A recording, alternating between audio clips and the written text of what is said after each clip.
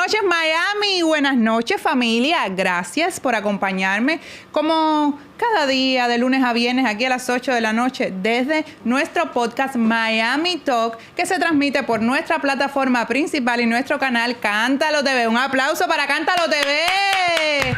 Eso. Miren, hoy tengo dos invitados súper especiales con los cuales ya estuve hablando un ratico antes de comenzar y aprendí muchísimo. Me quedé con ganas de seguir aprendiendo, pero eso será una clase aparte. No vamos a hablar de eso hoy. Familia, para mí es un honor presentarles al Funky. Un aplauso para el Funky. Gracias. Y Raudel Escobar. Escuadrón. Error mío. Yo sabía que era por ahí. Algo. Escuadrón. Perdón, de verdad. Miren, cuéntenme un poquito. Primeramente, gracias por estar aquí. Gracias por estar acompañándome. Te me atoraste con lo de Escobar. No, gracias de verdad a ustedes por la invitación y aquí estamos. Mira, quiero saber un poquito de ustedes, porque me imagino que como yo, muchas personas no conocen su historia y no conocen ese lado de ustedes en el momento que ustedes llegan a convertirse en artistas contestatarios estando dentro de Cuba, cuando el Funky y Raudel descubren que el hip hop es lo de ustedes, que el rap es lo de ustedes. Ok. Cuéntame. Empiezo contigo. He dicho muchas veces en muchas entrevistas que yo llegué al hip hop más por necesidad que por moda o porque era algo que era lo que se llevaba en ese tiempo. Yo básicamente descubrí en el hip hop una herramienta súper poderosa para comunicar. De hecho, desde que yo comienzo en el rap, en el hip hop, comienzo haciendo música cuestionadora, música contestataria, en fin. Pero yo desde el día uno comprendí y entendí que esto era una herramienta poderosa para poder comunicar. Y más que comunicar, también contar de alguna manera la realidad de Cuba en ese tiempo en que me tocaba. Y además poder condenar, poder cuestionar, poder hacer a través del arte y de la música también acusaciones muy puntuales de la realidad de todos los cubanos en ese tiempo. Por lo tanto, definitivamente, de esa manera he ido al hip hop, por una necesidad de expresión. ¿Qué edad tenías más o menos cuando tú decides comenzar una carrera en...? ¿Pero por qué preguntamos la edad? Bueno, pero la edad que tenías. Una broma. Muy joven. Fue también un proceso. Yo fui consecuencia de una generación anterior de artistas de hip hop muy talentosos, a los que yo admiraba, obviamente, como público. Los vi muchas veces. Y hubo un momento que yo fui a un concierto X. Y a partir de ese momento yo dije, wow, esto yo quiero hacerlo. Y entonces, a partir de ahí, muy joven, 20 y tantos, fue que asumí la responsabilidad de comunicar, de condenar y de contar la realidad, no solamente mía, sino de todos de muchísimos cubanos y sobre todo los cubanos que venían de la misma matriz donde yo venía. Y el hip hop era la herramienta para hacerlo. Ya, en tu caso, Funky, ¿cómo fue? Bueno, ¿cómo fueron tus inicios? Algo similar a lo que dice el maestro, igual, bajo la influencia de la música americana. Recuerdo que mi tío me llevaba, yo siempre lo he dicho en muchas entrevistas, mi tío me llevaba a lo que se dice los bonches, las fiestas de rap, música reggae, y de ahí siempre me gustó esa música, me atrapó eso. Y después descubro esto mismo en español, Bicosí, Calderón, y me di cuenta que podía escribir. Empecé a hacer mis canciones como con 16 o 17 años, empecé a escribir. Y es lo que dice Raudel, cuando tú empiezas a escribir la realidad de Cuba y empiezas a mostrar en tus letras el contorno donde tú vives, más el cubano de a pie como nosotros que somos de barrios humildes, es como que ya estás tocando ya lo contestatario, porque estás hablando la realidad de Cuba y sabemos que a esa gente no les gusta que tú digas la verdad, ¿entiendes?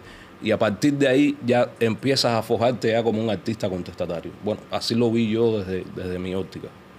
¿Creen ustedes que los artistas, sea cual sea el ámbito en el que se desenvuelva, tienen una responsabilidad de utilizar sus plataformas y su talento para mostrar la realidad de Cuba? De hecho, yo siempre he sostenido la tesis de que el arte en general, y más la música, y voy a referirme a la música urbana, no tiene quizás solamente la responsabilidad de entretener.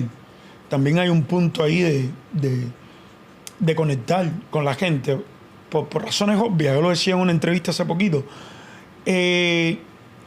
Nosotros somos resultado del gusto de la gente.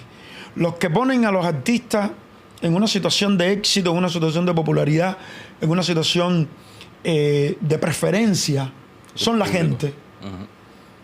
Y de la única manera que tú le puedes devolver en un momento determinado a la gente, sobre todo en Cuba, que vivimos en una dictadura, además es una dictadura atroz, la más antigua y más longeva del hemisferio, y una de las que se sostiene todavía en el mundo. La única manera que tú tienes de devolverle a la gente que todavía está bajo la égida de la dictadura en Cuba es en un momento determinado, a través de tu arte, contar su historia, contar su dolor y contar su sufrimiento. Es lo mínimo que podemos hacer como artistas. No es una obligación, repito, no es una obligación que tú tengas que hacerlo, pero es una responsabilidad con esa misma gente que te ponen el foco y que te ponen la popularidad. Sí, pienso lo mismo. Funky, ¿qué crees de los artistas que ya tienen una trayectoria, que ya tienen experiencia como artistas y aún así todavía se tienen la cara de pararse delante de una cámara y decir en Cuba no hay dictadura? Bueno, eso está más que claro, ¿no? Que hay vínculos directamente con la dictadura, hay negocios que quieren tapiñar conveniencia, porque si a estas alturas, después que hubo un 11 de julio en Cuba, una etapa definitiva y ningún artista todavía no se ha definido, es porque hay conveniencia, por supuesto, dentro de la dictadura. Más allá de la conveniencia, ¿creen ustedes que exista miedo? Sí, también sí, claro, son un grupo de factores ahí que se conectan. Mira, hay una cosa muy puntual también, yo pienso.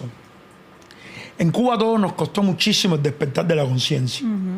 El de asumir y entender que vivíamos en una dictadura. No todo el mundo despertó y no todo el mundo se dio cuenta de eso, aún viviendo bajo el influjo de eso. Aún sabiendo que estábamos pasando por una situación súper dura, los cubanos, a la gente asumir, sobre todo, y volvemos a hablar del tema de los artistas, asumir que todo eso era producto de un engranaje que nos llevaba a una dictadura dura y pura. No todo el mundo en su momento tenía ese nivel de conciencia de entender que se trataba de eso y asumir el riesgo de condenarlo. Y entonces ahí también se conectan todos esos factores, el miedo. Sí, exacto. Todavía el miedo está latente ahí. Lo que podían perder se asumían eso, porque nosotros, los que lo estábamos haciendo desde el día uno, estábamos asumiendo riesgos increíbles y todo lo que nos pasaba. Y no todo el mundo estaba dispuesto, obviamente. Yo lo entiendo que no todo el mundo estaba dispuesto a una cosa así, aún después de despertar. Pero sí, el miedo era un elemento también fundamental en todo esto. No, sí, fueron muchísimos años de adoctrinamiento y cada cual pues se ha tomado su tiempo, pero ya creo que, como mencionabas tú, después de un 11 de julio, hay una definición. Más allá de un miedo, creo que existe también una conveniencia detrás de todo esto y soy parte de ellos, porque si no ya te hubieses definido. Exacto. Miren, cuando ustedes comienzan esta carrera como artistas contestatarios dentro de Cuba, ¿existían espacios en Cuba donde ustedes se reunían, que podían cantar, que comentaban las canciones que escribían? ¿O simplemente era todo bien escondido? Funky. A ver, déjame empezar por aquí yo.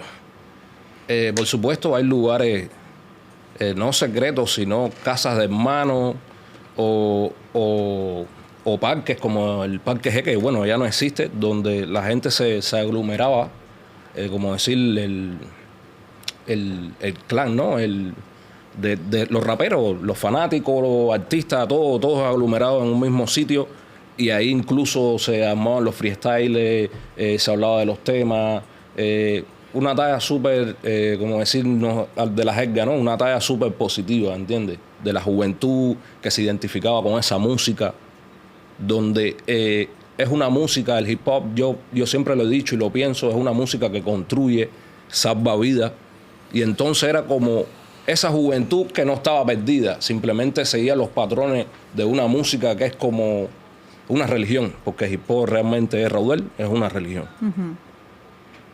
en un momento determinado hubieron espacios donde se podía hacer donde se podía hacer equipo, donde se podían dar conciertos. Pero cuando el rap cubano se convirtió en demasiado peligroso para el régimen y el sistema, llegó la censura, llegaron las prohibiciones, llegaron las arbitrariedades. Toda vez que el rap cubano se convirtió en peligroso, entonces todo cambió.